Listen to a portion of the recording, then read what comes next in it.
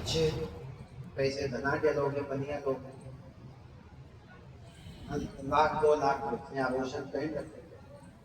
एक व्यक्ति आया, अरे माता जी आपको तो ग्रेप बहुत खराब है, हम देख रहे हैं आपके ग्रेप बहुत खराब है, आपका तो ये होने वाला है। ऐसा करो आप सारे जो है ना ये निकाल दो, हमको दे दो, हम इसको पढ़ करके आपको देंगे, 2-3 दिन आपको पढ़ करके दे देंगे। उस देवी की पता नहीं क्या जादू हो गया, सारे सोने चांदी के सारे लाख 1.5 लाख के सामान उनको दे दिया। ये अब आप पीछे देखो थोड़ा, देवी से कहते हैं पीछे देखो, पीछे देखा अब वो देवी ने कहा मैं तो लुट गई, मैंने तो मेरे इतने पैसे सब ले गए, वो ले गए, आभूषण ले गए। मेरे सामने खड़े थे, पीछे देखो, मैंने पीछे देखा, आगे देखा तो थे ही नहीं वो। तो सारे शहर में ढूंढा हुई, कहाँ से मिलना था। सीसीटीवी में देखा, उसमें देखा कुछ भी नहीं हुआ। तो ऐसा भी होता है कि आपके ग्रह खराब है, ग्रह ठीक करके अपने आभूषण को निकाल के हमको दिखाओ, हमारे हाथ में रखो और उधर देखो, तब तक वो ऐसे भी होता है। तो कहने का मतलब यहाँ चल रही है, अपने उससे हट न जाए। दया भूतेषु, प्राणियों के प्रति दया करनी चाहिए, लेकिन कभी कभी दया भी दुखदायी होती है। देख के दया करो, देखिए ऐसे लुटा दिया, बाबा जी है मांग रहा है, जब तो शराब पीता है, उसका तो परिवार है। हरिद्वार ऋषिकेश में घूम रहे हैं 12 साल, योग आश्रम में रहा तिवारी जी ने हमको सब सिखाया है, पूजा करना 74 की बात।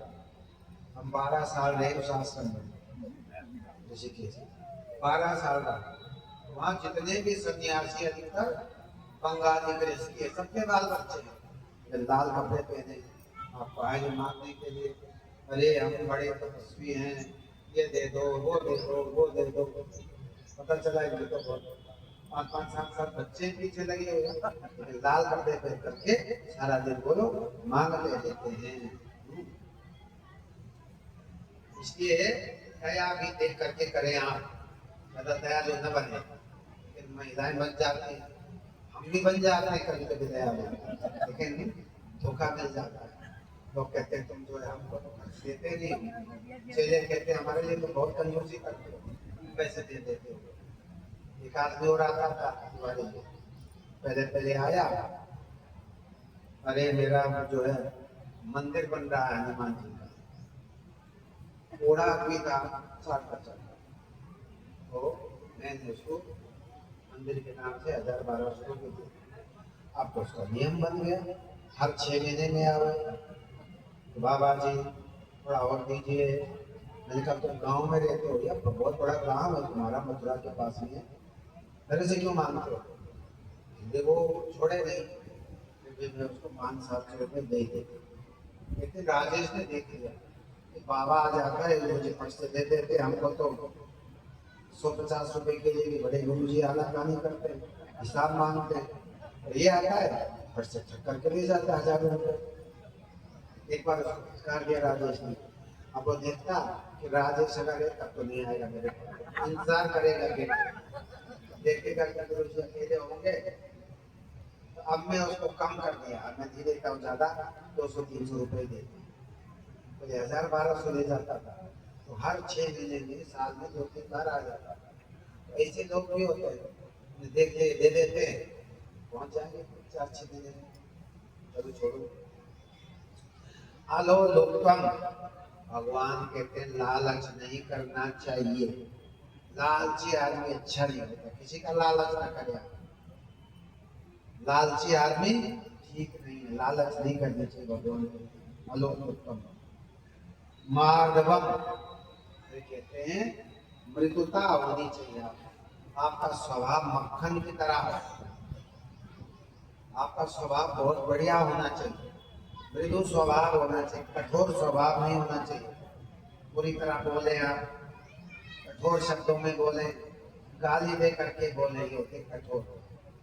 मृदुता का मतलब विनम्रता से बोले, मक्खन जैसे होता है ना, मक्खन कैसे होता है, मृदु होता है, गुलाब का फूल मृदु होता है, ऐसे ही आपका स्वभाव होना चाहिए। तो कहते हैं माधवम, मृदुता का भाव होना चाहिए। मृदु माने कोमल, कोमल स्वभाव होना चाहिए आपका। री, री कहते हैं लज्जा, लोक लाज, लोक लाज को मानना चाहिए। जो समाज की व्यवस्था है, जो हमारे बुजुर्गों ने, शास्त्रों ने, गुरुओं ने, ऋषियों ने जो परंपरा स्थापित की है उसको मानना चाहिए। जो लोक लाज है उसको मानना चाहिए। ज्यादा इंडिपेंडेंट नहीं होना चाहिए। पढ़ी लिखी लड़कियां ज्यादा इंडिपेंडेंट हो जाती है, भैया ये ज्यादा पढ़ी लिख गई है, अब हम समाज के किसी बंधन को नहीं माने, हम तो स्वतंत्र हैं, परम स्वतंत्र, सिर पर न कोई, जो जो गाय सोई, ऐसा ही ठीक है। भगवान कहते हैं आपके अंदर लज्जा भी होनी चाहिए, लोक लाज भी होना चाहिए। जो समाज की व्यवस्था है उसके अनुसार चले, स्वतंत्र कोई भी आप कार्य नहीं करे, शास्त्र के विरुद्ध कोई कार्य न करे। चपलता नहीं होनी चाहिए, चंचलता, जैसे बंदर होता है, बंदर एक सेकंड के लिए एक जगह नहीं बैठता। ऐसे कुछ बच्चे भी होते हैं जो एक जगह स्थिर रहते ही नहीं है, कभी कुछ करेंगे कभी कुछ करेंगे, बंदर की तरह होते हैं बच्चे कुछ। कहते हैं चंचलता, चंचल स्वभाव, बंदर की तरह ये नहीं चाहिए। शांत बैठे रहे, बड़ों के सामने शांत बैठना चाहिए, गुरु जी के सामने शांत बैठना चाहिए, माता पिता के सामने शांत बैठना चाहिए, टीचर के सामने शांत बैठना चाहिए, चुपचाप बैठना चाहिए। अनावश्यक एक्टिविटीज नहीं करनी चाहिए। वो अच्छे बच्चे होते हैं, टीचर कहता है ये विद्यार्थी बहुत बढ़िया, ये अच्छा स्टूडेंट है, तो कहते चपलता नहीं, चंचलता नहीं, किसी से लड़ता भी नहीं, चुपचाप शांति से बैठे, किसी से लड़ाई नहीं करते, किसी से द्रोह नहीं करते।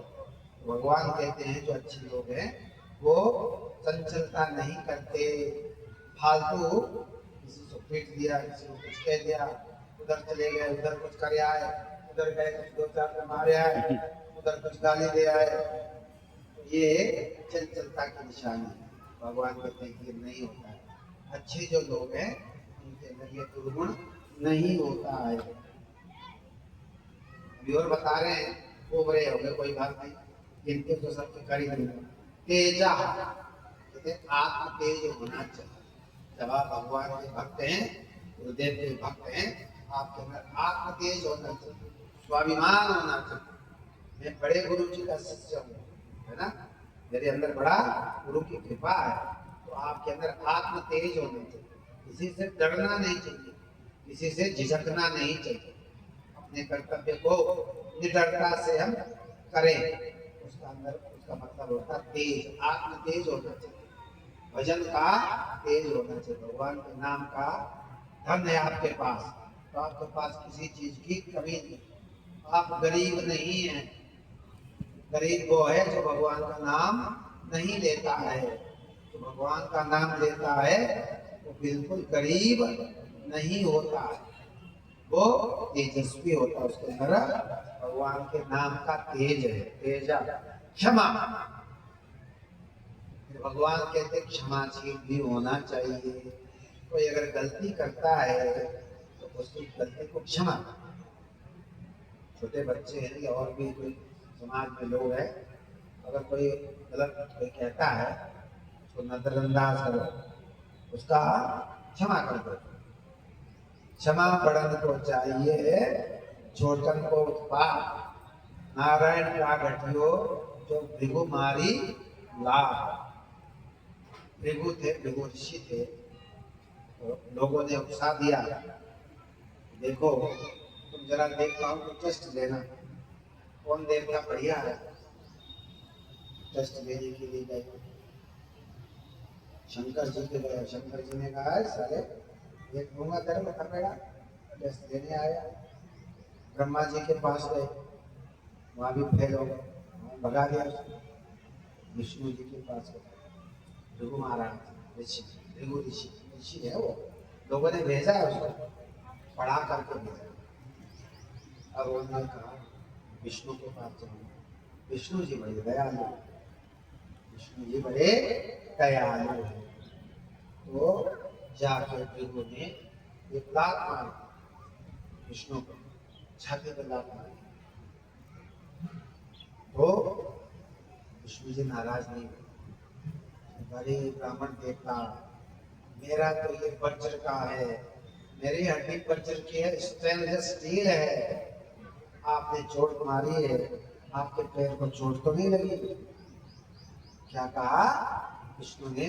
आपको चोट न लगी पंडित जी, ब्राह्मण जी, आपको चोट तो नहीं? मेरा तो ये छाती स्टेनलेस स्टील है, वज्र का है, मुझे तो कोई फर्क नहीं पड़ता, लेकिन आपको फर्क पड़ गया होगा, आपको चोट तो नहीं लगी है? बड़े पुचकार। तो भृगु ने कहा सबसे बड़े देवता विष्णु जी, तो इसलिए आपको भी कोई आपके प्रति अपराध करता छोटा मोटा, उसके अपराध को आप क्षमा कर दें, क्षमा।